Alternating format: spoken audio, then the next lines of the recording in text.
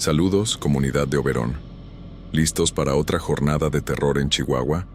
Dejen en los comentarios desde dónde están hablando y qué hora marca en su reloj. Sugerencias de temas e historias siempre son bienvenidas. Y pueden dejar su opinión y su like si les gustan los relatos contados. Vamos a comenzar. Ahora. Hola, me llamo Marisol. Cuando pienso en los primeros años en la casa de Lomas del Santuario, en Chihuahua, lo que me viene a la mente es una mezcla de orgullo y cansancio. Orgullo, porque fue la casa de mis padres, y con Lauro decidimos quedarnos ahí después de casarnos, aunque sabíamos que requería muchos arreglos. Y cansancio, porque cada grieta en la pared, cada humedad en el techo y cada loseta floja del piso parecía recordarme a diario lo mucho que faltaba por restaurar. Aún así, siempre sentí que ese lugar tenía alma, que guardaba la memoria de la familia y de todos los momentos vividos en sus habitaciones. Mi rutina era sencilla. En las mañanas iba a la primaria donde doy clases, regresaba al mediodía, preparaba la comida y entre tareas escolares, labores de casa y pendientes, se me iba el día. Lauro, con su overol manchado de grasa de auto, solía llegar al anochecer, cansado pero de buen humor. Y Héctor, mi hijo, ya con 15 años, pasaba buena parte de su tiempo en el celular o encerrado en su cuarto, escuchando música. A veces me ayudaba con las plantas del jardín o con las bolsas del mandado, aunque era evidente que ya empezaba a reclamar más independencia, como cualquier adolescente. Yo siempre he tenido debilidad por el arte y por las piezas antiguas. Había heredado algunos muebles pesados, espejos de marco de madera tallada y cuadros con rostros serios que parecían vigilarme desde el pasado. Cada cosa tenía un valor sentimental, y aunque Lauro opinaba que llenaba la casa de triques viejos, para mí eran recuerdos, huellas de quienes habían estado antes. Una tarde, después del trabajo, decidí pasar por un bazar en el centro. Siempre me gustaba asomarme, aunque no necesitara nada en particular. Entre libros polvosos, porcelanas quebradas y lámparas oxidadas, encontré una pieza que me llamó la atención de inmediato. Una estatua de piedra, de aspecto rústico, que representaba a una figura femenina de rasgos indígenas. El vendedor aseguró que era una representación tarahumara de la fertilidad, y aunque dudé de la autenticidad de sus palabras, algo en esa escultura me atrajo profundamente. El rostro, con una sonrisa apenas esbozada, parecía mirarme con insistencia. No lo pensé demasiado. La compré y pedí ayuda para cargarla hasta el carro. Cuando la coloqué en el jardín frontal de la casa, justo entre el camino de piedra y la ventana de la sala, sentí que había encontrado un objeto especial, pesada, sólida, distinta a cualquier otra cosa que tuviéramos. Se convirtió en el nuevo punto focal del lugar. Cada vez que entraba o salía, mis ojos se detenían en ella, y no podía evitar sentir cierta satisfacción de haberla rescatado de aquel bazar olvidado. Al principio, todo fue normal. La vida siguió su curso. Las clases en la escuela, las bromas de Lauro, las quejas de Héctor por la tarea. Por las tardes regaba las plantas alrededor de la estatua, y me gustaba verla bajo la luz cálida del atardecer. Incluso llegué a pensar que, de alguna manera, embellecía la fachada y le daba carácter a la casa. Nunca imaginé que esa decisión tan pequeña, tan cotidiana, marcaría un antes y un después en nuestra vida familiar. En esos días iniciales no había señales de nada extraño. Todo era tranquilidad, y la estatua parecía estar exactamente donde debía estar. El primero en notar algo extraño fue Héctor. Una mañana, mientras desayunábamos, me dijo con toda naturalidad que la estatua no estaba en el mismo lugar que antes. Según él, la recordaba un poco más lejos de la puerta, casi en medio del jardín, y ahora se veía apenas a unos pasos de la entrada. Yo le respondí que seguramente era su memoria la que lo estaba confundiendo, que tal vez nunca había prestado verdadera atención a su posición. Lauro también opinó que el muchacho estaba exagerando, que se dejara de ideas. Sin embargo, esa misma semana, mi hijo volvió a insistir. Dijo que, al levantarse en la madrugada para ir al baño, Había visto la figura dentro del corredor de la casa, justo frente a su cuarto. Aseguraba que la silueta estaba iluminada por la luz de la luna que entraba por la ventana y que había sentido un escalofrío tan fuerte que apenas pudo moverse. Cuando me lo contó, noté que no lo decía en tono de broma. Sus ojos estaban serios, incluso asustados. Yo intenté tranquilizarlo, pero por dentro me quedé con una inquietud difícil de apartar. Con el paso de los días, yo misma empecé a vivir situaciones que no tenían explicación fácil. Varias noches me desperté con un ruido muy tenue, como pasos en el piso de piedra del jardín. Otras veces eran risas apagadas, infantiles, que parecían rodear la casa. Me levantaba, abría las cortinas y solo veía el silencio de la madrugada, el viento helado moviendo las ramas secas de los árboles y la sombra quieta de la estatua en su sitio.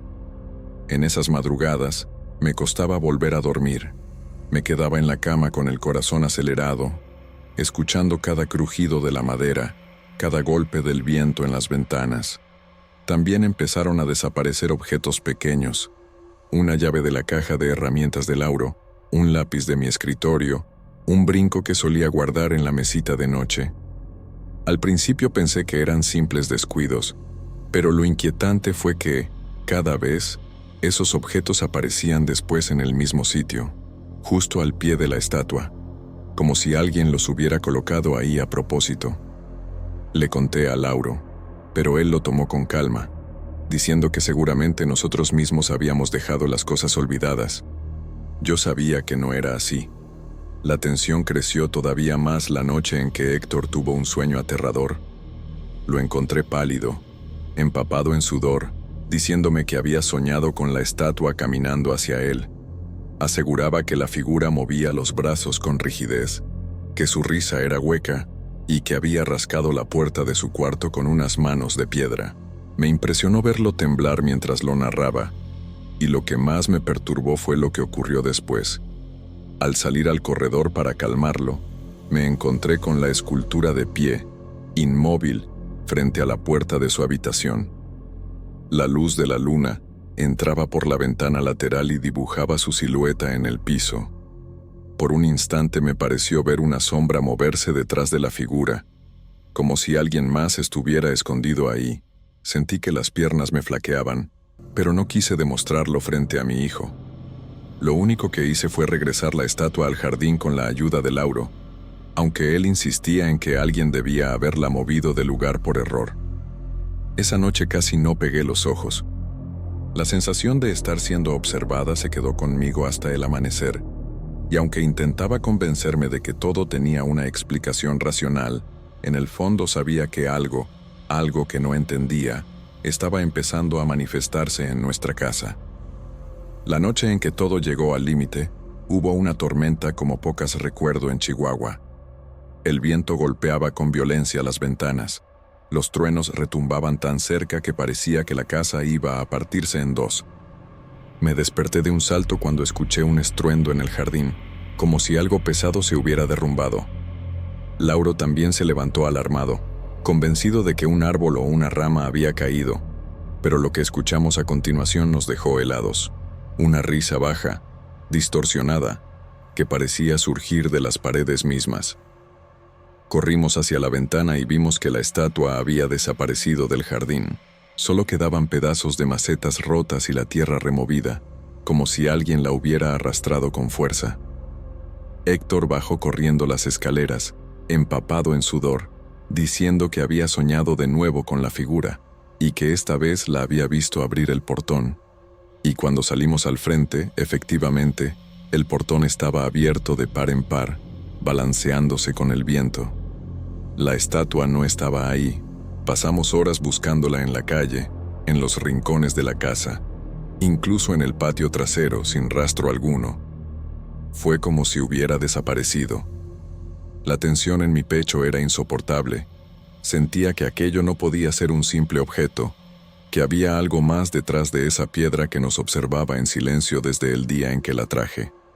Al día siguiente, llamé a mi prima Liana, quien desde hace años se dedica a prácticas espirituales y a limpias. Me recibió con calma, pero al contarle lo sucedido, noté cómo su expresión se volvía seria. Me explicó que algunas casas se encuentran en lugares donde la energía se concentra, como un vórtice, y que ciertos objetos actúan como imanes que despiertan fuerzas que no siempre son benevolentes. Me recomendó realizar oraciones, encender veladoras y limpiar cada rincón con humo de hierbas como copal y ruda, y sobre todo, me dijo que debía deshacerme de la estatua lo más pronto posible. Con la ayuda de Lauro, cargamos la figura, que apareció de nuevo en el jardín al amanecer, como si nunca hubiera salido de ahí, y la llevamos en el coche a las afueras de la ciudad. La enterramos bajo un árbol solitario, lejos de cualquier casa, y cubrimos la tierra hasta que quedó completamente oculta.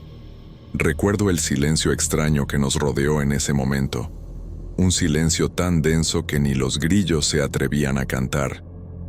Al volver a casa, la atmósfera se sintió más ligera.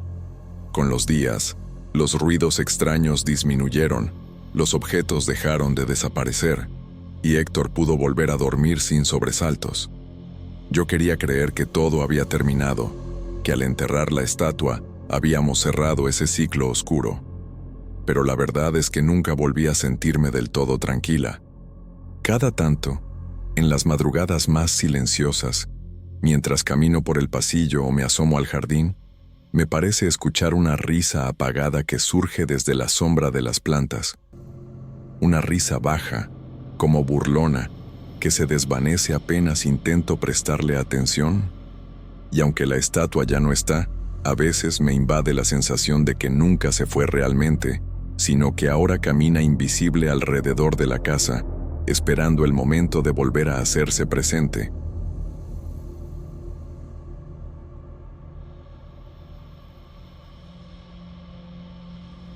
Desde que tengo memoria, nuestra casa en Chihuahua siempre fue un lugar sencillo pero lleno de rutinas claras.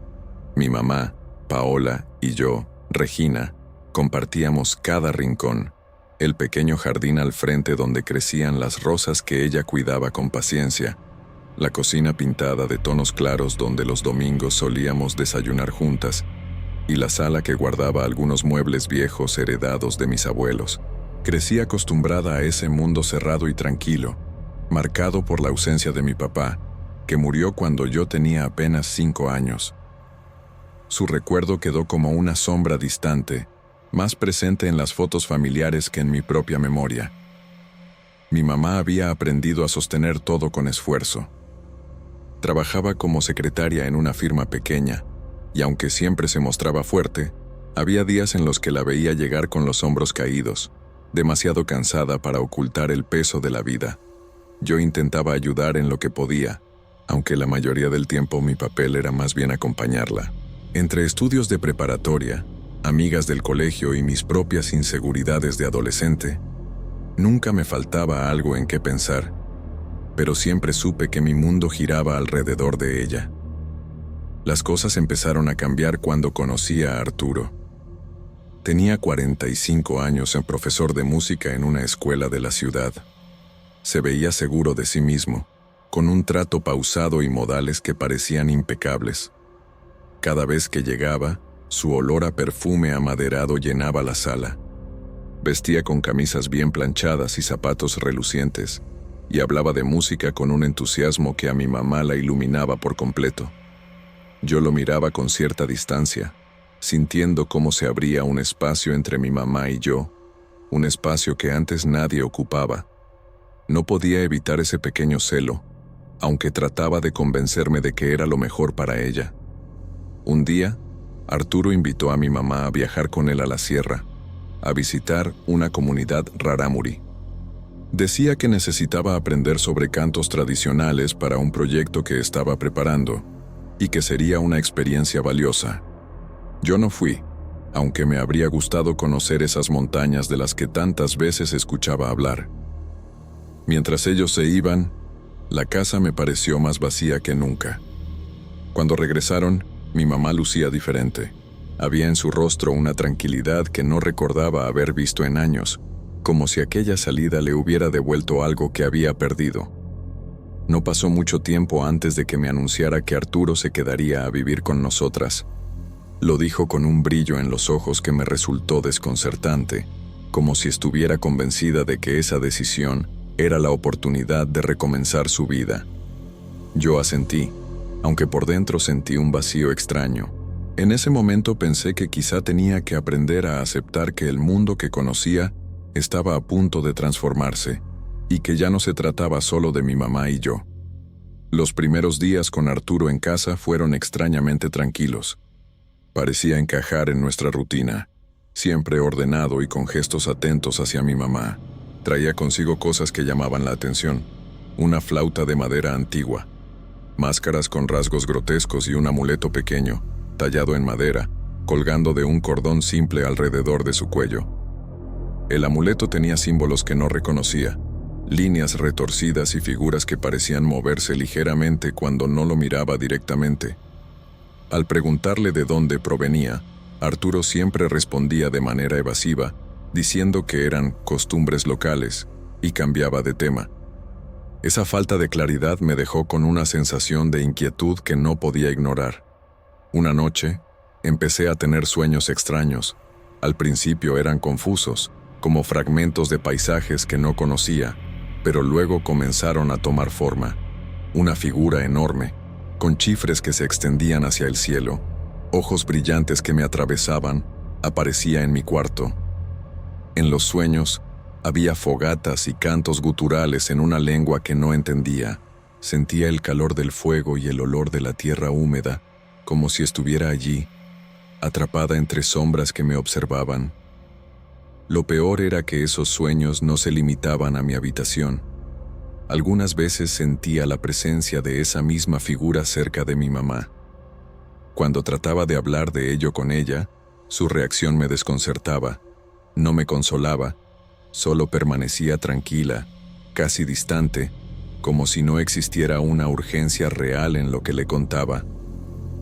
Los días siguientes, Arturo comenzó a comportarse de manera diferente. Después de momentos de tristeza o irritación, la casa parecía cambiar con él. Un olor a tierra húmeda y hierbas pisadas se impregnaba en el aire.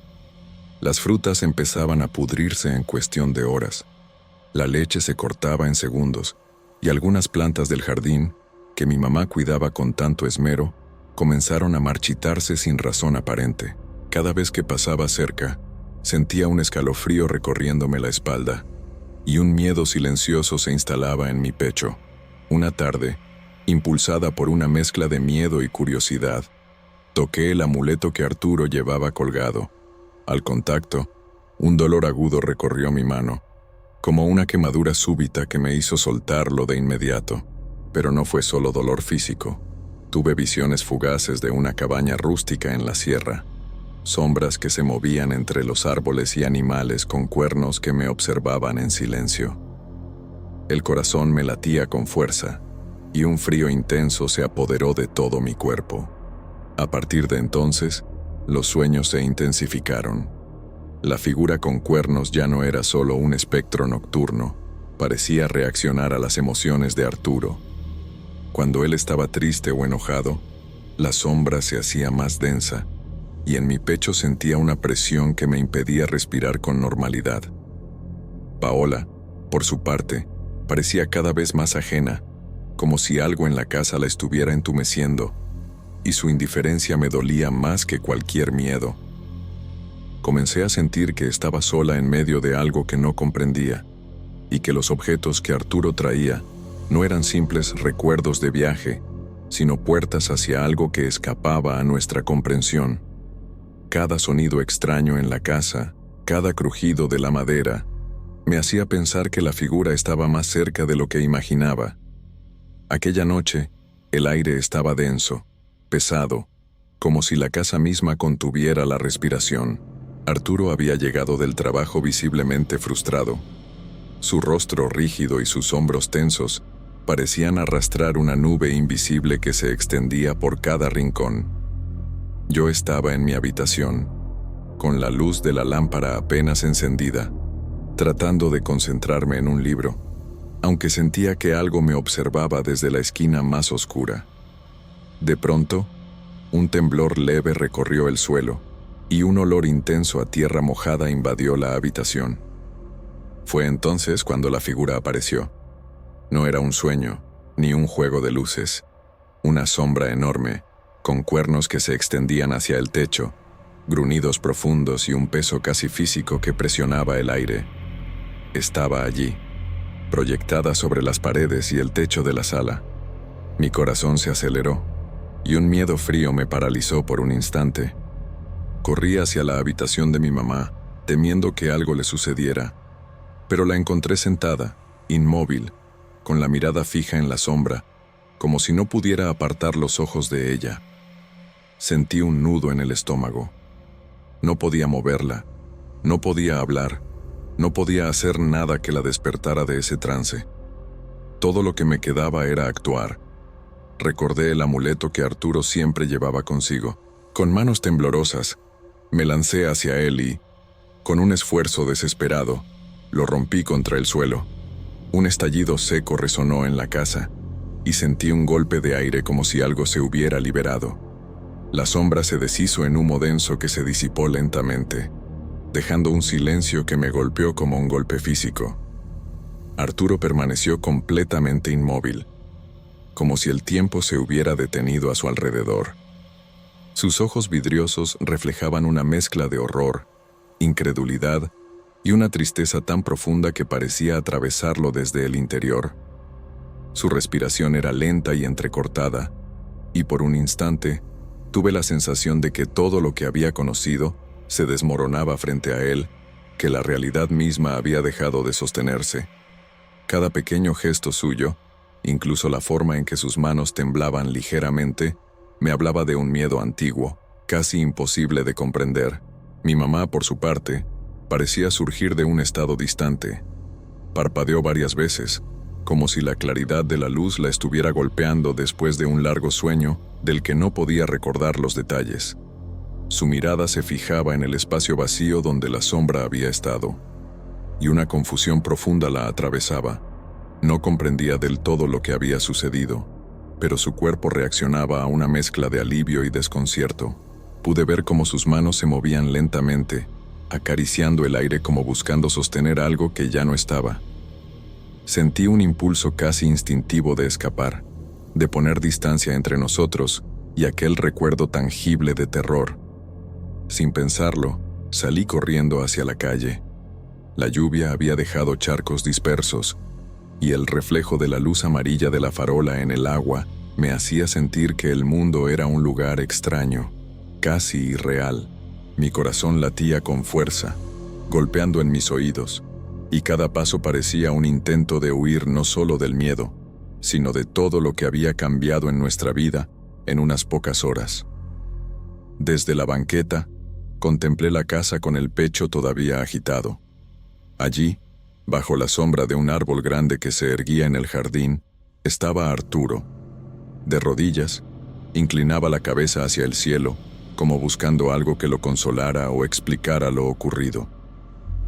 Sus labios se movían, murmurando palabras bajas que no alcancé a entender, y en su postura había una mezcla de rendición y dolor absoluto.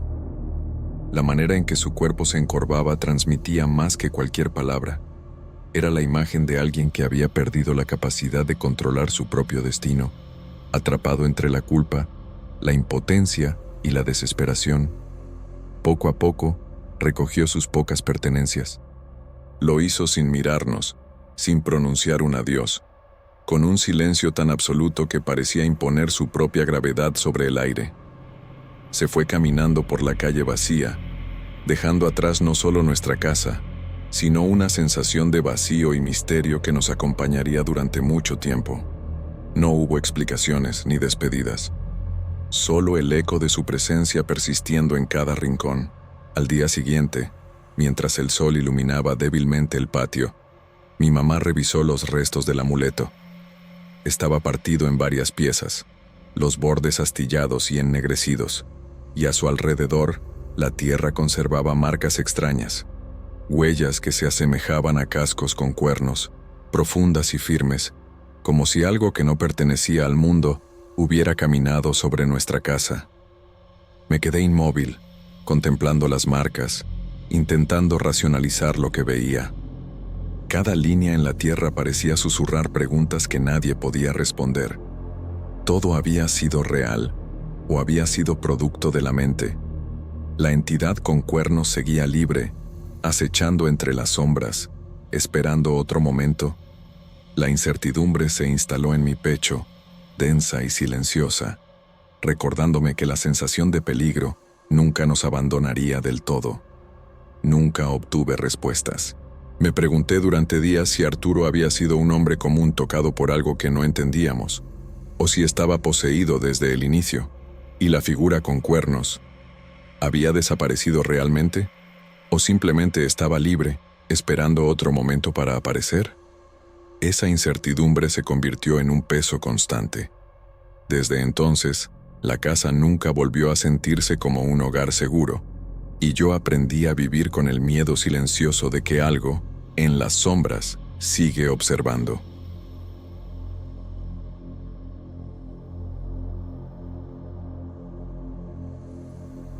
Buenas noches. Mi nombre es Urias. Siempre he pensado que enseñar en la Sierra Tarahumara, Chihuahua, es más que un trabajo.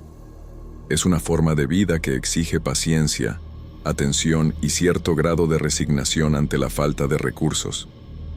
Llevo más de 20 años dando clases en esta escuela rural, con su techo de madera que cruje con el viento y sus ladrillos agrietados que cuentan historias de años de abandono. Los niños llegan temprano, algunos con sus mochilas desgastadas, otros con ropa remendada que huele a tierra y a trabajo de sus familias. Muchos hablan rarámuri en casa, y el español apenas lo manejan con cuidado, pero siempre hay curiosidad en sus ojos. Ese lunes, mientras caminaba por los pasillos con los libros nuevos que debíamos repartir entre las clases, decidí explorar una de las salas que hacía años no se usaba. Era la que más temía. Las ventanas estaban empañadas por la humedad, los muebles cubiertos de polvo y telarañas, y el aire tenía un olor denso a mojo que se me pegaba en la ropa. Al fondo, noté un armario grande, de madera oscura, con una rejilla metálica y varias cerraduras oxidadas. Algo en él me llamó la atención. Nunca lo había visto antes, o quizás simplemente nunca me había fijado. Me acerqué con cautela. La madera estaba agrietada, y al tocarla sentí un frío inesperado, como si la madera absorbiera el calor de mis manos. Con esfuerzo, logré abrir una de las cerraduras. El metal crujió y el olor a madera vieja y humedad se intensificó. El interior estaba vacío, excepto por telarañas y un polvo fino que parecía bailar con cada movimiento del aire. Pensé en aprovecharlo para guardar los libros nuevos, así que me arremangué la camisa, limpié un poco el polvo y acomodé los volúmenes con cuidado. Mientras colocaba los últimos libros, noté algo que me hizo detener la respiración. Pequeñas marcas de uñas en la madera interna, apenas visibles, pero claramente hechas por algo o alguien. Me quedé un momento mirándolas, pensando que quizás eran de algún niño travieso años atrás, pero la sensación de inquietud no me abandonó. Cerré el armario y escuché cómo el metal de las cerraduras se movía con un chirrido prolongado. Un escalofrío recorrió mi espalda. No era solo el frío de la sala, sino algo que no podía explicar del todo. Cuando regresé a mi escritorio, traté de enfocarme en la rutina diaria, revisar las tareas, organizar actividades y atender a los niños que se acercaban tímidamente a preguntar sobre los libros. Sin embargo, mi mente no dejaba de regresar al armario. Había algo en su silencio, en la oscuridad dentro de él, que me hacía sentir observado, aunque sabía que estaba solo.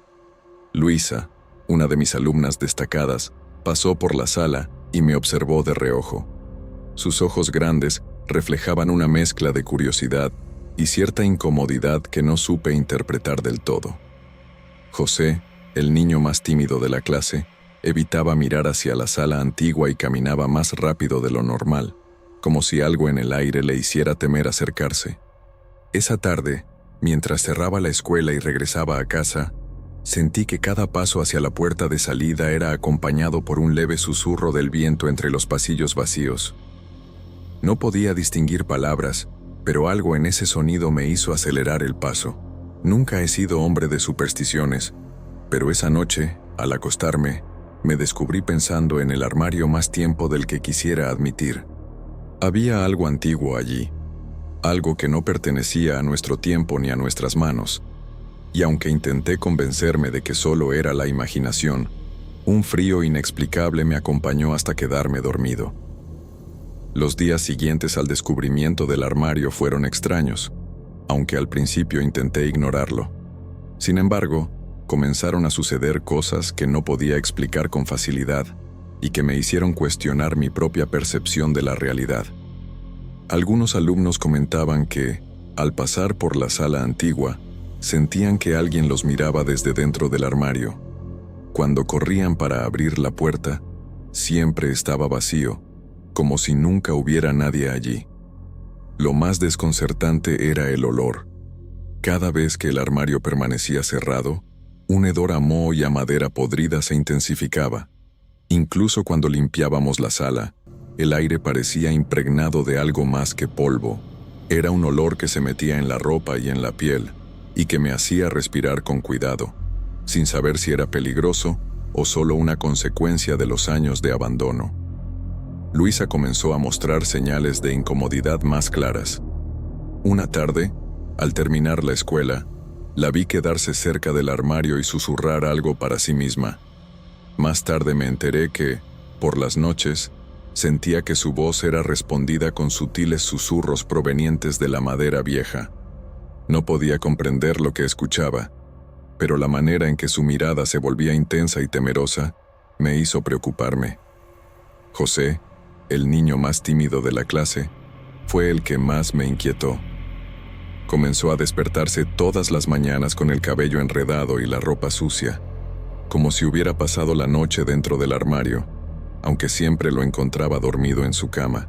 Algunos libros que llevaba a casa desaparecían misteriosamente y aparecían apilados junto al armario, con la misma precisión con la que los había colocado él antes. Yo trataba de racionalizar todo. Tal vez algún niño travieso jugaba con los libros, tal vez el olor provenía de alguna humedad acumulada, tal vez los ruidos eran producto del viento y la estructura vieja del edificio. Pero una noche, cuando me quedé durmiendo en la sala de profesores tras revisar papeles, escuché algo que me paralizó. Un llanto infantil, suave pero desesperado, proveniente del armario. El corazón me latía con fuerza. Me levanté y fui hacia la sala antigua, pero no encontré a nadie. Solo una sombra que pasó detrás de mí, fugaz, como si el aire mismo se hubiera movido con intención. Desde entonces, la sensación de estar siendo observado se volvió constante. Cada vez que pasaba cerca de esa sala, mis pasos se hacían más lentos, y una mezcla de miedo y responsabilidad me mantenía alerta. Los alumnos evitaban la sala, y yo notaba que cualquier ruido, por mínimo que fuera, me hacía girar la cabeza con rapidez. Me sentía atrapado entre mi sentido del deber y el temor de enfrentar lo desconocido. A pesar de todo, intentaba mantener la rutina. Enseñar seguía siendo mi prioridad, aunque la mente me jugaba malas pasadas.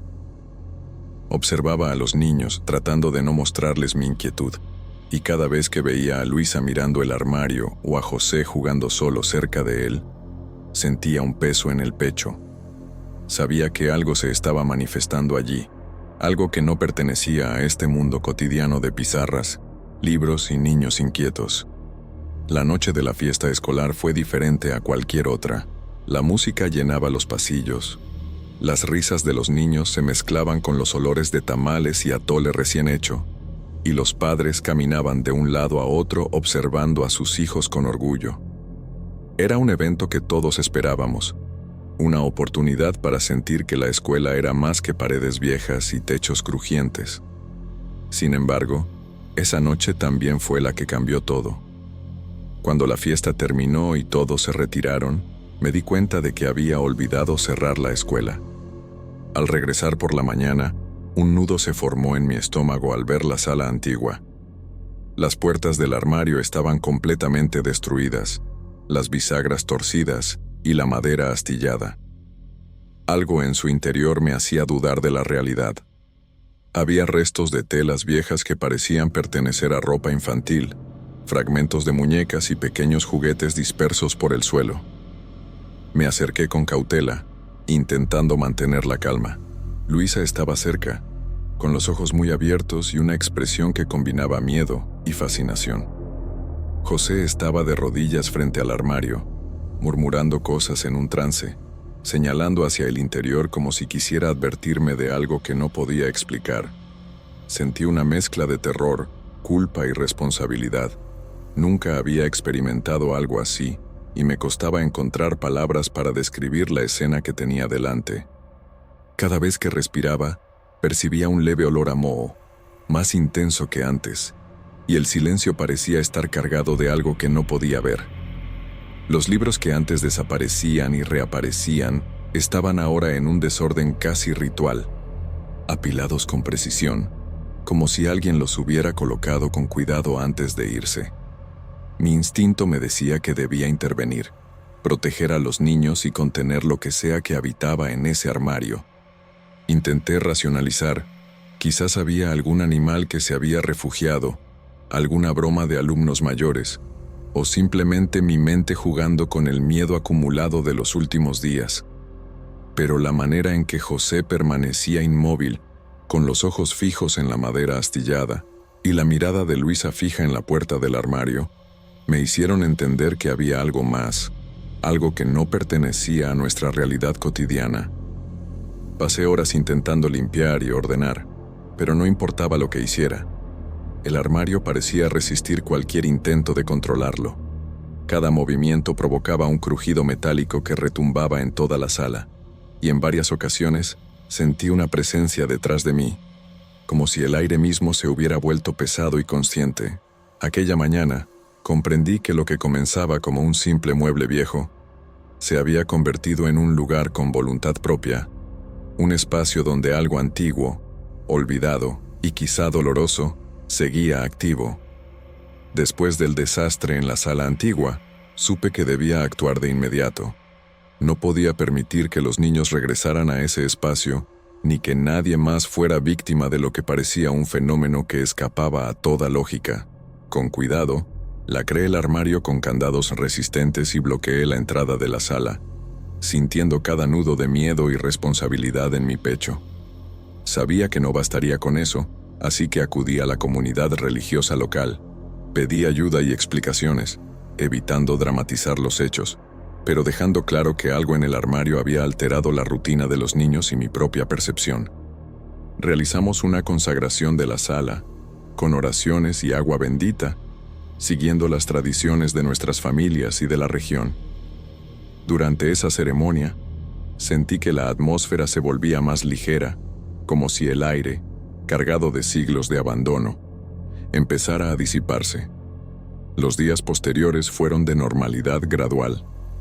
Los susurros cesaron, el olor a moho desapareció y, sobre todo, José volvió a su comportamiento habitual, tímido, pero presente, sin señales del trance que había tenido frente al armario. Luisa tampoco mencionó más las voces ni las sombras, y yo me concentré en que la rutina de la escuela siguiera sin sobresaltos. Sin embargo, la sensación de alerta nunca desapareció del todo. Cada vez que pasaba cerca de la sala antigua, un leve escalofrío recorría mi espalda, recordándome que no todo estaba bajo control. Hasta que, unos días después, encontré una de las puertas del armario semiabierta, pese a que el candado permanecía intacto. Me acerqué con el corazón latiendo con fuerza. Al abrir, no había nada, solo el interior vacío, limpio y silencioso. Pero entonces lo sentí. El olor a moho regresó, más débil, pero presente, y, para mí solo, percibí una risa infantil muy suave, que parecía mezclarse con el viento y las sombras de la madera. Me alejé sin cerrar la puerta de inmediato, con la certeza de que nunca sabría completamente qué había habitado aquel armario. La escuela volvió a su rutina diaria.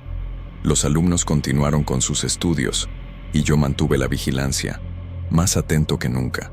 Pero la presencia antigua y enigmática del armario quedó grabada en mi memoria. Un recordatorio silencioso de que hay lugares y cosas que, aunque intentes controlar, poseen vida propia y secretos que no se revelan por completo. A veces, por las noches, al cerrar los ojos, todavía escucho un susurro leve y una risa que no puedo identificar, y recuerdo aquel lunes en que abrí el armario por primera vez, sin imaginar que dentro se escondía algo que cambiaría la percepción de la escuela, de los niños y de mí mismo para siempre.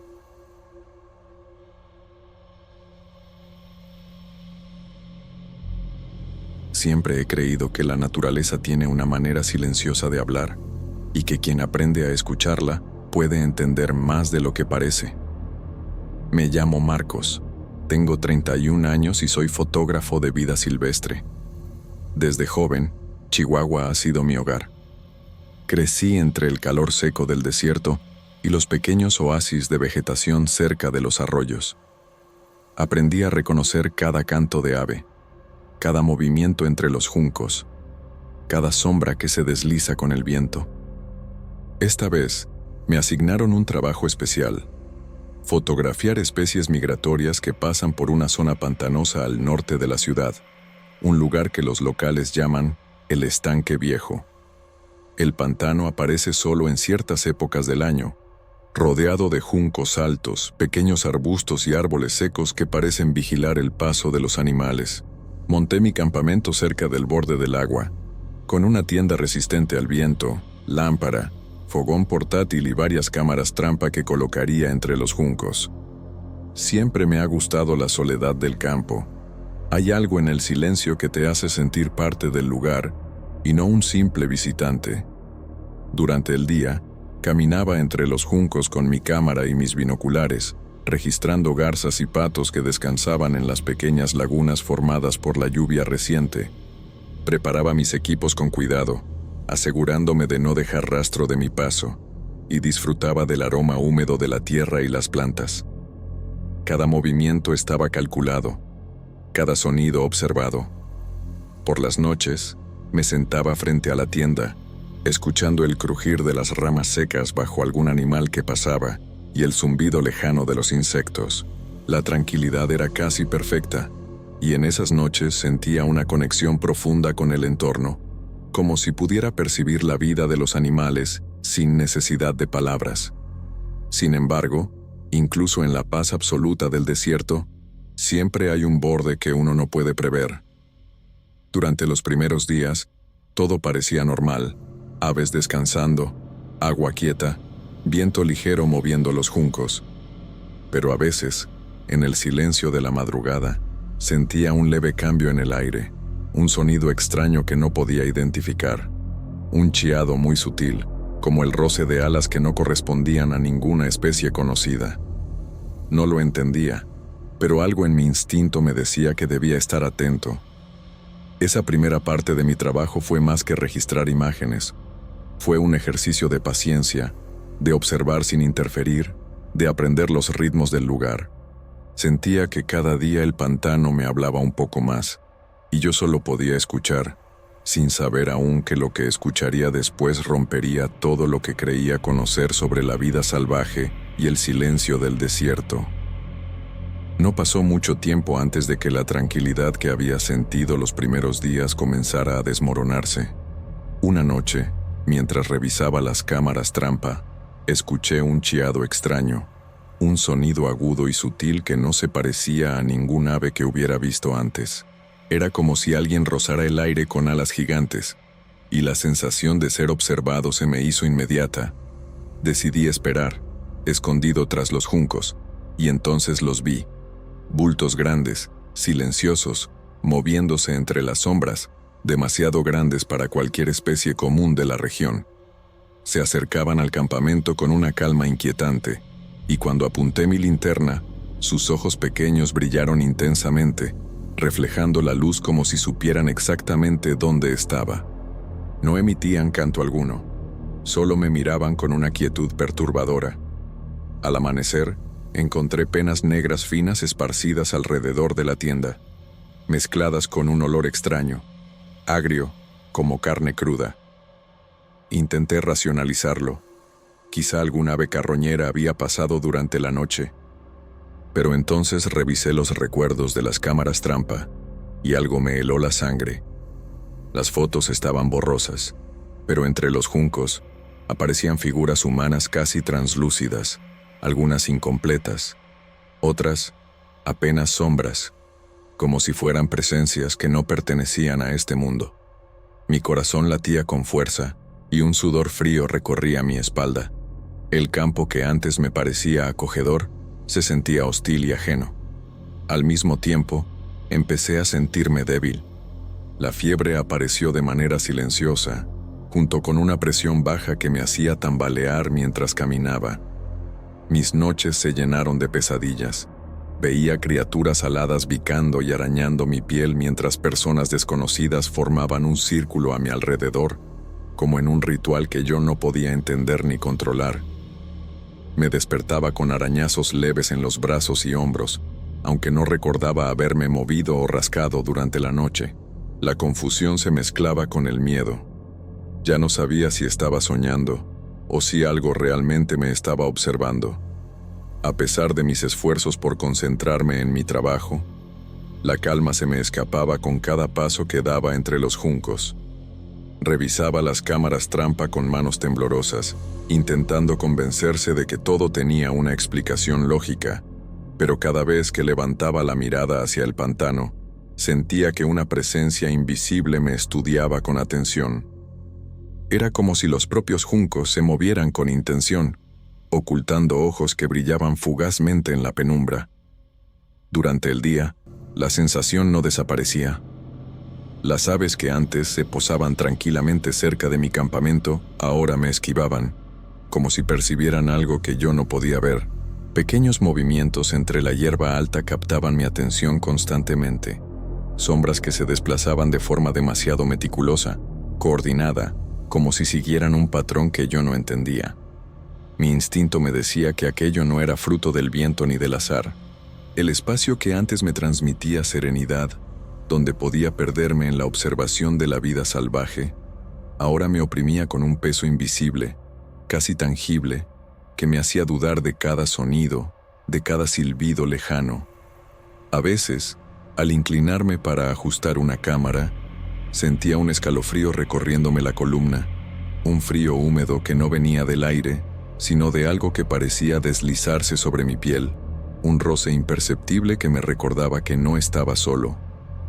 Cada pluma negra que encontraba sobre la tienda, cada fotografía borrosa que mostraba figuras difusas entre los juncos, y hasta el aroma extraño que flotaba cerca del agua, me indicaban que algo se estaba despertando, que aquella zona del pantano guardaba secretos que no podía comprender. La quietud del desierto, que antes me parecía un refugio, ahora se sentía llena de miradas que no pertenecían a este mundo, y cada noche reforzaba la idea de que había cruzado un límite invisible que jamás habría imaginado atravesar. No podía seguir viviendo con esa sensación constante de vigilancia. Una noche decidí investigar más de cerca lo que estaba ocurriendo en los juncos. Tomé mi cámara, la linterna y caminé con cuidado, escuchando cada crujido bajo mis pies, cada susurro del viento que agitaba la vegetación. La oscuridad parecía más densa que nunca, y cada sombra me hacía saltar el corazón. Al avanzar entre los juncos, vi algo colgando entre las plantas, una ave enorme, empallada, con las alas abiertas como si estuviera viva, aunque no emitía ningún sonido. Me acerqué con cautela, intentando entender qué tipo de ave era, pero en cuanto la luz de mi linterna tocó su plumaje, la criatura se movió ligeramente, provocando que mi respiración se cortara y un frío intenso recorriera todo mi cuerpo. Retrocedí, tropecé con una raíz y el lámpara cayó, esparciendo luz temblorosa y sombras que parecían moverse con voluntad propia. En ese instante, percibí algo que me congeló por completo. Una figura entre las aves, con alas extendidas y ojos luminescentes que me observaban sin parpadear. Su presencia era imponente y extrañamente silenciosa, como si midiera cada uno de mis movimientos. Mi primer impulso fue correr, y lo hice sin mirar atrás, atravesando los juncos y tropezando con cada raíz y piedra, sintiendo que la figura me seguía a cada paso. Mientras huía, noté que entre las sombras de los árboles y los juncos aparecían las figuras humanas que había visto en las fotos, como si se materializaran a mi alrededor. Algunas eran incompletas, otras apenas sombras translúcidas, pero todas parecían tener la intención de rodearme, de cerrarme un círculo invisible del que no podría escapar. Cada músculo de mi cuerpo estaba tenso. El miedo me impedía pensar con claridad, pero mi instinto de supervivencia me empujaba a seguir adelante, aun cuando mis piernas parecían no obedecer. Logré finalmente salir de la zona pantanosa y correr hasta un terreno más abierto, donde la luz de la luna me daba algo de visibilidad. Sin embargo, incluso allí, sentía que los ojos de las figuras me seguían, que las alas gigantes se desplegaban detrás de los juncos más lejanos. No podía entender si lo que estaba viendo era real o producto del agotamiento, la fiebre y el estrés, pero cada detalle se sentía demasiado concreto, demasiado tangible. A esa altura, comprendí que lo que había despertado en aquel pantano no era algo que pudiera fotografiar o documentar fácilmente. Era un límite entre la vida y algo que desafiaba toda lógica. Cada sonido, cada sombra y cada pequeño movimiento se transformaban en un recordatorio constante de que mi presencia allí había alterado algo que debía permanecer oculto. El desierto y los juncos, que antes me brindaban paz, ahora eran un terreno que me recordaba que había fuerzas que escapaban de mi comprensión y control. Logré escapar del pantano con el corazón latiendo desbocado y las piernas temblorosas. Cada paso era un esfuerzo, y cada respiración me quemaba el pecho. La sensación de peligro no se desvaneció en ningún momento. Incluso al dejar atrás los juncos, sentía como si algo invisible me siguiera, como si las mismas sombras se doblaran y alargaran para alcanzarme. Cada crujido de ramas bajo mis pies, cada susurro del viento y cada reflejo de la luna sobre el agua, me obligaban a mirar detrás de mí, esperando ver lo que no podía existir. Caminé sin rumbo durante un tiempo que parecía interminable, con la mente en blanco y solo el instinto de supervivencia guiándome, hasta llegar a la carretera desierta. Allí, finalmente, pude tomar un transporte hacia la ciudad de Chihuahua. El alivio me golpeó con fuerza al sentir el asfalto firme bajo mis pies y escuchar los sonidos familiares de la ciudad, pero la angustia permanecía como un peso en el pecho, un recordatorio persistente de que algo me había seguido desde el pantano. Cada sombra urbana parecía susurrarme, y en cada reflejo de los escaparates sentía los ojos de aquellos seres que había dejado atrás, observándome desde la distancia. Al llegar a mi apartamento, con las piernas aún temblando y la piel cubierta de un sudor frío, revisé cuidadosamente todas las fotos y vídeos que había tomado durante los días en el pantano. La mayoría estaban borrosas, distorsionadas por mis movimientos involuntarios, el temblor de las manos o la vibración de la cámara, pero entonces una imagen me detuvo en seco. Ojos alaranjados que brillaban intensamente entre los juncos, fijos sobre el lugar exacto donde había acampado. La claridad y la intensidad de esa mirada eran tan inquietantemente reales que un escalofrío recorrió todo mi cuerpo, subiendo desde los pies hasta la nuca, helándome la sangre. Sentí una mezcla de fascinación y miedo.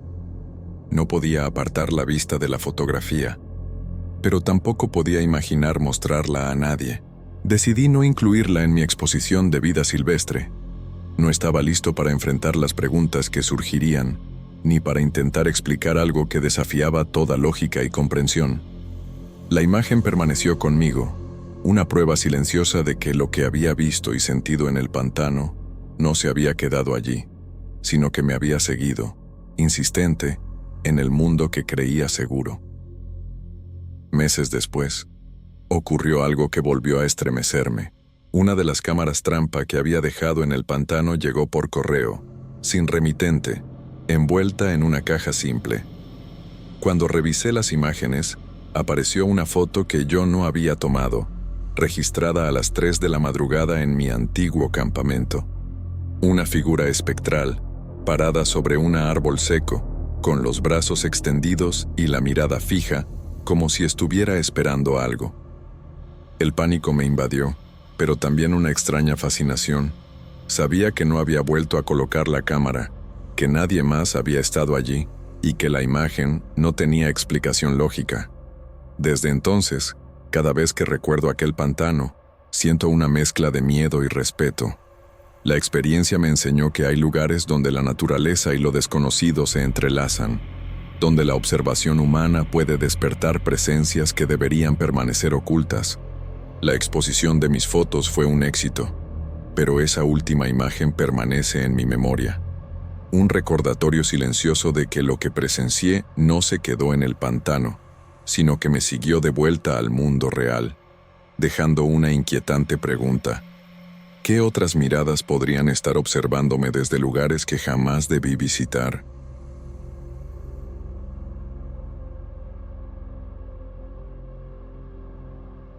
Mi nombre es Anita.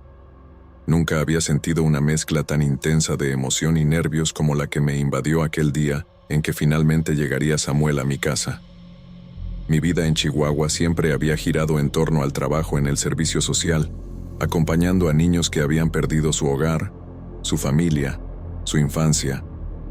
Mi casa era sencilla, paredes color crema, cortinas con flores descoloridas por el sol del desierto y un pequeño jardín donde cultivaba hierbas para la cocina. Era modesta, pero siempre quise que fuese cálida, un refugio donde los niños pudieran sentirse seguros, aunque fuera por un tiempo. Cuando Samuel cruzó la puerta por primera vez, me sorprendió su calma. Tenía 7 años, pero había en su mirada un vacío profundo que me hizo sentir un nudo en el estómago. No habló mucho. Apenas se presentó con un movimiento tímido de cabeza y se refugió en el borde de su maleta. Caminaba despacio, observando cada rincón, como si evaluara todo a su alrededor antes de decidir si podía confiar. Aquella reserva me inquietaba, pero también me conmovía. Estaba frente a un niño que había conocido la incertidumbre y que parecía cargar con recuerdos que no podía compartir. Las primeras noches fueron las más difíciles. Samuel se despertaba varias veces, susurrando palabras que no entendía. A veces lloraba en silencio, abrazando con fuerza su cobija mientras sus ojos se llenaban de lágrimas. Yo me levantaba a vigilarlo. Sentía su miedo como si fuera propio, y trataba de tranquilizarme pensando que era normal. Cualquier niño adoptado necesita tiempo para adaptarse. Sin embargo, había algo extraño. Su respiración era entrecortada, sus manos temblaban y su cuerpo parecía reaccionar a algo que yo no podía ver. El silencio de mi casa, que durante años había sido acogedor, comenzó a sentirse diferente. Las noches se volvían largas, y cada sombra en el pasillo me hacía voltear instintivamente. Yo intentaba explicarme todo con lógica: el cambio de entorno, la ansiedad de Samuel, la novedad de nuestra vida juntas. Pero había momentos en que su mirada me encontraba en la penumbra y sentía un escalofrío que me recorría la espalda. La sensación de que algo más estaba allí, invisible pero presente, se volvía más intensa con cada día que pasaba. A pesar de todo, me aferraba a la esperanza de que, con paciencia, Samuel se adaptaría. Sabía que mi hogar podía ser un refugio para él, aunque todavía no entendiera que no todos los miedos se podían abrazar, ni todos los silencios podían explicarse. Esa primera semana me enseñó que adoptar a un niño no era solo brindarle un techo y comida, sino acompañarlo en sus temores más profundos, incluso cuando esos temores parecían surgir de un mundo que yo no podía tocar. Con el paso de los días, los sueños de Samuel comenzaron a hacerse más intensos, y él empezó a relatar fragmentos que me dejaron sin aliento. Hablaba de otra casa, antigua, con paredes desgastadas y pasillos largos, donde una mujer lo visitaba. Decía que ella era rubia, vestida con ropa de otra época, y que le hablaba en un tono que lo hacía temblar de miedo. Cada vez que Samuel me contaba lo que había visto en sus sueños, lloraba desconsolado y se abrazaba a mí con fuerza, como si temiera que la figura pudiera seguirlo incluso estando despierto. Una tarde, mientras removía un poco la tierra del jardín para plantar nuevas flores, encontré una muñeca enterrada. No tenía marca, estaba cubierta de polvo y su rostro tenía el desgaste de los años. No parecía importante, hasta que vi cómo los ojos de Samuel se abrieron de par en par y un escalofrío recorrió su pequeño cuerpo. Señaló la muñeca con un temblor apenas perceptible, y comprendí que aquel objeto tenía algún vínculo con sus sueños. A partir de ese momento, comenzaron a suceder cosas que no podía explicar con lógica. Sus dibujos, juguetes y otros objetos desaparecían de su cuarto, solo para reaparecer amontonados en el centro de la habitación, como si alguien los hubiera colocado allí deliberadamente. Cada mañana, al entrar a su habitación, sentía un olor extraño, mezcla de flores marchitas y un perfume intenso que parecía antiguo, como si viniera de otra época. A veces, al pasar por los corredores, creía ver sombras de una mujer rubia moviéndose rápidamente, y escuchaba pasos leves que se detenían cuando me acercaba. Lo más inquietante era la muñeca. Siempre aparecía en una posición diferente, inclinada, observando la puerta aunque estuviera cerrada. La sensación de que alguien invisible vigilaba a Samuel era cada vez más fuerte, y yo me sentía atrapada entre la responsabilidad de protegerlo y el miedo de enfrentar algo que no podía comprender del todo. Dormir se volvió un desafío. Cada noche me encontraba revisando su cuarto una y otra vez, asegurándome de que nada amenazara su tranquilidad. Pero había algo en la mirada de Samuel, en sus susurros nocturnos, que me decía que no todo era sueño ni imaginación. La conexión entre sus pesadillas, la muñeca y la presencia que parecía rondar la casa, creaba un nudo en mi estómago que no podía deshacer. Mi hogar, que antes era refugio, se estaba transformando en un lugar donde los límites entre lo visible y lo invisible comenzaban a difuminarse. Y yo empezaba a temer por la seguridad de Samuel y por la mía propia. Noches después, la sensación de que algo estaba acechando en mi propia casa se volvió insoportable. Aquella noche en particular, desperté con un peso sobre el pecho, como si alguien invisible se hubiera sentado sobre mí mientras dormía. Samuel lloraba en su cama, y yo podía sentir su miedo atravesando las paredes del cuarto contiguo. Al incorporarme lentamente, algo en la penumbra me hizo detenerme. La figura de una mujer rubia estaba de pie detrás de la puerta. No había luces encendidas, solo la tenue claridad de la luna que entraba por la ventana del pasillo. Todo mi cuerpo se tensó. Mi respiración se volvió rápida y mi corazón golpeaba con fuerza. Al encender la luz, la figura desapareció como si nunca hubiera estado allí, pero la muñeca estaba en el suelo, de frente a la cama de Samuel, con los brazos ligeramente levantados como si esperara algo que yo no podía comprender. Mi instinto me decía que aquel objeto, aparentemente inofensivo, tenía el poder de manifestar sus propios movimientos, de encarnar la presencia que perturbaba a Samuel. Cada detalle, desde la inclinación de su cabeza hasta la posición de sus manos, parecía calculado, consciente. Durante los días siguientes, la tensión no disminuyó. La muñeca aparecía en lugares imposibles de su habitación, y el perfume de flores viejas se hacía más intenso, especialmente en las noches silenciosas. Yo pasaba horas observando a Samuel dormir, temiendo que en cualquier momento otra aparición se materializara, y cada crujido del piso o del viento me hacía sobresaltar. Nunca había sentido tanta impotencia. Sabía que no podía ignorar lo que estaba sucediendo, pero tampoco había manera de explicarlo con palabras, de calmar la realidad que nos rodeaba.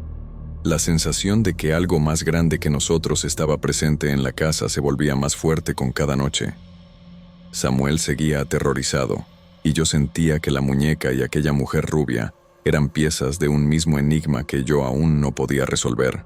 La mezcla de miedo, protección y responsabilidad me mantenía despierta, con los sentidos alertas, atrapada en un hogar que ya no era solamente un refugio, sino un escenario donde lo visible y lo invisible convergían de manera inquietante. Después de semanas de tensión, supe que debía actuar. La muñeca no era un simple objeto. Representaba algo que perturbaba profundamente a Samuel y que había convertido nuestra casa en un lugar cargado de presencias inexplicables. Con cuidado, preparé un pequeño espacio en el jardín para quemarla.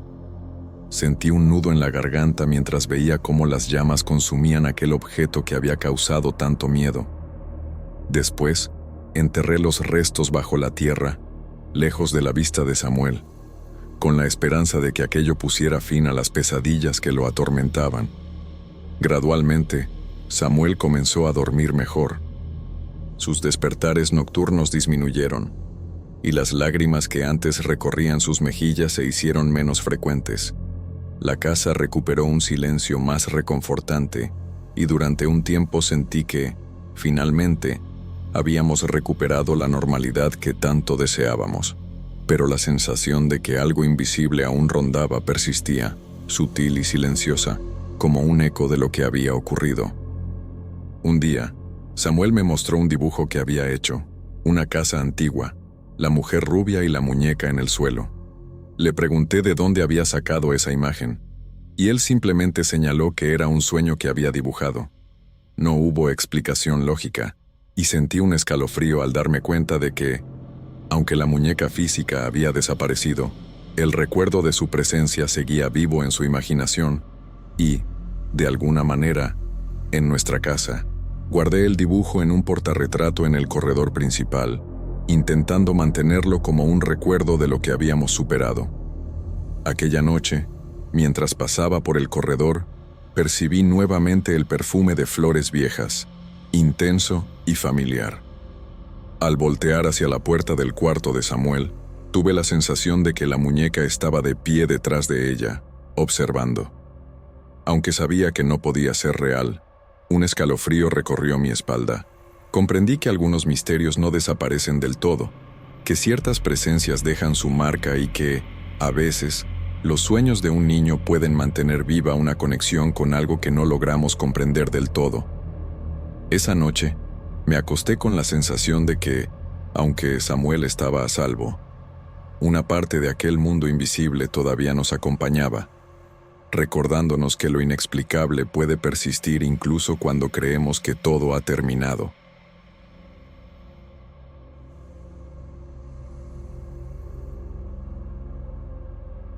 Mi vida siempre ha estado ligada a los motores. Me llamo Natanael, tengo 42 años y soy mecánico autoeléctrico en Chihuahua. Mi taller, pequeño pero organizado, es mi refugio, entre herramientas colgadas, pisos manchados de aceite y el aroma constante de metal caliente. Paso la mayor parte del día reparando coches viejos y restaurando motores antiguos, mi verdadera pasión. Siempre he disfrutado observar cómo una pieza olvidada recupera su sonido original, cómo cada engranaje vuelve a moverse con precisión. Un día, un cliente llegó con un coche clásico de los años 50, completamente restaurado. El motor estaba impecable, pero al arrancarlo, emitió un sonido extraño, un estallido metálico que me hizo fruncir el ceño. El hombre parecía preocupado, mencionando que a veces hace ruidos raros, pero sin darle mayor importancia. Yo, en cambio, sentí una mezcla de curiosidad y un leve escalofrío. Cada motor antiguo tiene su carácter, pero este tenía algo diferente. El cliente, viendo mi interés, ofreció venderme el motor. Por un instante dudé. Algo en él me hacía sentir respeto y a la vez desconfianza. Pero la oportunidad era única. Compré el motor y lo llevé a mi taller lateral, donde podría dedicarle tiempo sin interrupciones. Limpié cada pieza con cuidado, aplicando aceite nuevo, revisando tornillos y engranajes y anotando mentalmente cada detalle. La luz del sol iluminaba el metal, haciéndolo brillar de manera casi hipnótica. Por un momento, sentí que el motor me observaba, como si guardara un secreto que no estaba destinado a ser revelado. Esa primera noche, mientras guardaba herramientas y apagaba las luces, escuché un estallido metálico, breve y sutil, proveniente del motor. Me acerqué con cautela, revisando cada engranaje y tornillo, pero todo parecía en orden. Un escalofrío recorrió mi espalda. No era solo el cansancio del día.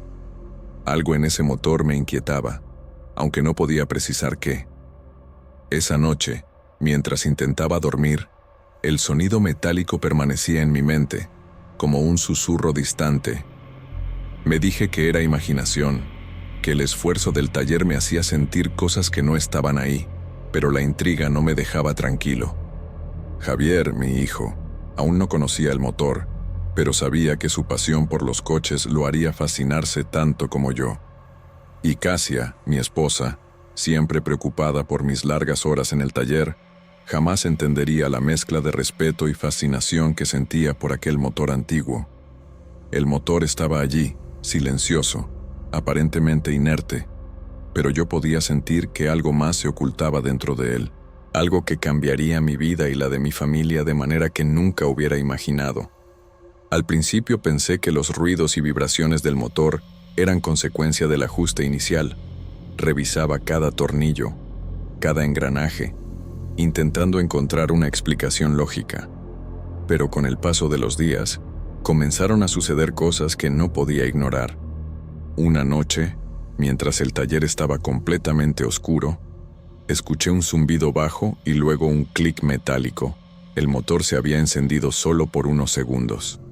Me acerqué con cuidado, con el corazón acelerado, y cuando quise tocar el interruptor, el sonido se detuvo como si supiera que lo estaba vigilando. No fue la única vez. Cada vez que apagaba las luces, sentía vibraciones en el piso, como si algo se moviera bajo el motor, y un olor a aceite quemado impregnaba el aire, aunque no había nada encendido. Mi mente intentaba racionalizar, quizá cables flojos, acumulación de calor, o el efecto de la humedad en los contactos eléctricos. Pero la inquietud crecía con cada noche. Javier, mi hijo, empezó a pasar noches en el taller para observar los avances del motor. Una madrugada, me contó que se despertó con el sonido de la marcha del coche activándose solo y el viejo radio del taller encendiéndose, reproduciendo una canción que no recordaba haber dejado puesta. Me dijo que no entendía qué estaba pasando y que sintió que alguien lo observaba. Tragué saliva y sentí un escalofrío recorrerme la espalda. Casia, en casa, notaba cambios pequeños pero inquietantes. Herramientas que desaparecían de la mesa, piezas que reaparecían en lugares distintos, un leve golpe en el capó del coche cuando pasaba cerca de la ventana. Me dijo que estaba preocupada por mí, que quizá estaba trabajando demasiado, y que esos ruidos nocturnos la mantenían despierta. Yo intentaba explicarle que eran detalles del motor, problemas eléctricos, pero ella veía algo más, algo que no podía ignorar. Intenté mantener la calma, revisando el motor pieza por pieza durante el día, pero cada noche traía nuevas señales.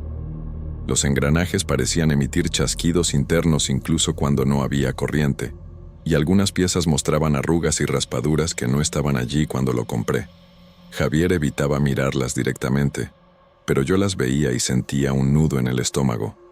Era como si el motor tuviera vida propia, como si me observara y decidiera cuándo mostrarse. Pasaron semanas de pequeñas anomalías que me fueron desgastando.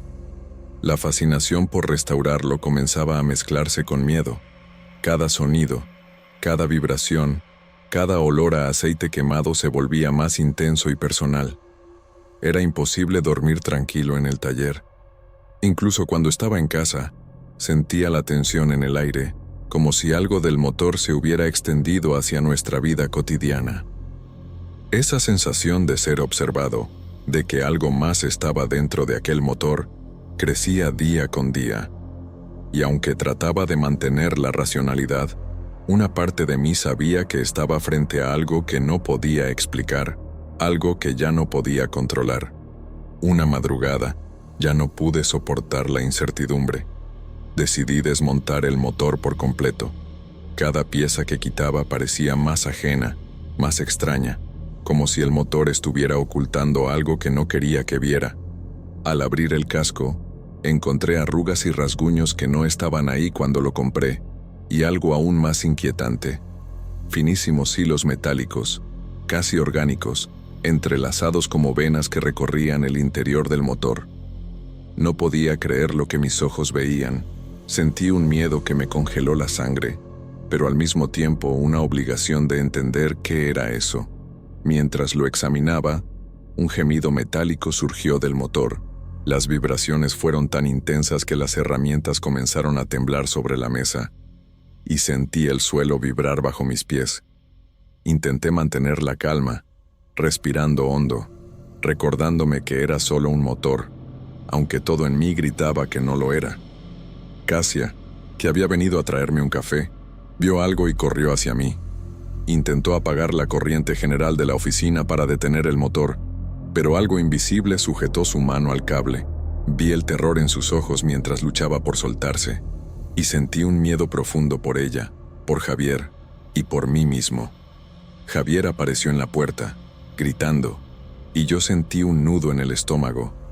Era como si el motor se alimentara de nuestra tensión, de nuestro miedo. Con un esfuerzo que parecía sobrehumano, logré desconectar la corriente eléctrica. Un silencio pesado cayó sobre el taller. El motor dejó de vibrar, el gemido se detuvo, y el olor a aceite quemado comenzó a desvanecerse. Sentí mis piernas temblar y la respiración agitada mientras observaba las piezas esparcidas por el piso. Todo parecía normal otra vez, pero sabía que algo había cambiado dentro de ese motor.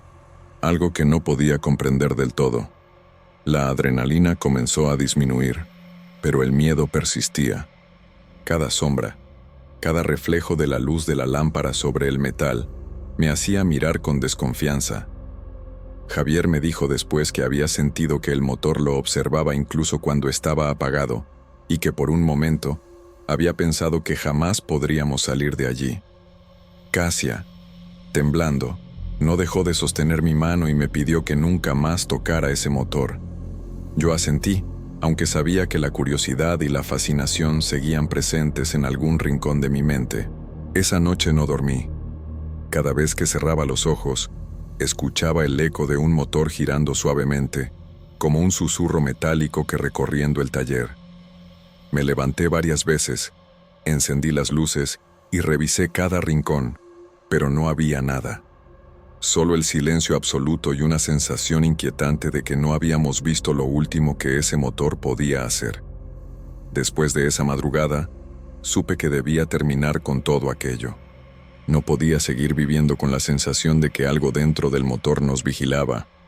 Con esfuerzo y cautela, retiré cada pieza que quedaba, quemé las más problemáticas y llevé el resto al depósito de chatarra. Sentí un alivio momentáneo, un respiro de libertad. La oficina volvió a parecer la misma de antes, silenciosa, ordenada y segura. Kasia dejó de temblar, y Javier volvió a sonreír tímidamente, aunque ambos guardaban una preocupación que yo no podía ignorar. Durante días, todo parecía normal. El aire estaba limpio, los olores a aceite y metal desaparecieron, y la rutina volvió a instalarse. Sin embargo, algo dentro de mí sabía que no habíamos cerrado por completo aquel capítulo. Había noches en las que, al dormir en la oficina, escuchaba un motor funcionando suavemente debajo de la cama. Cada vez que encendía la luz, nada aparecía. Solo silencio, herramientas en su lugar y el piso intacto. Esa sensación de presencia no se iba, y el recuerdo de los hilos metálicos dentro del motor me perseguía en cada pensamiento. Un día, mientras revisaba el coche personal de Javier, encontré algo que me heló la sangre. Una pequeña pieza metálica, nueva, brillante, que no pertenecía al motor que había comprado. Estaba atrapada en la rueda, como si alguien, o algo, hubiera dejado un mensaje silencioso. Sentí miedo, pero también una curiosidad difícil de ignorar. ¿Acaso todo había terminado realmente? ¿O simplemente habíamos cerrado un capítulo mientras otra historia comenzaba en silencio? Desde entonces, intento racionalizar cada sonido, cada vibración, cada olor que percibo en el taller. Trato de convencerme de que son recuerdos de aquel motor, ecos de la tensión que vivimos, pero la verdad es que aún siento que algo acecha entre los metales. algo que no pertenece a este mundo y que observa cada movimiento que hacemos. A veces cierro los ojos y escucho un susurro metálico, un gemido que no proviene de ningún motor conocido. Y sé, con un miedo silencioso, que aquel motor nunca estuvo realmente muerto.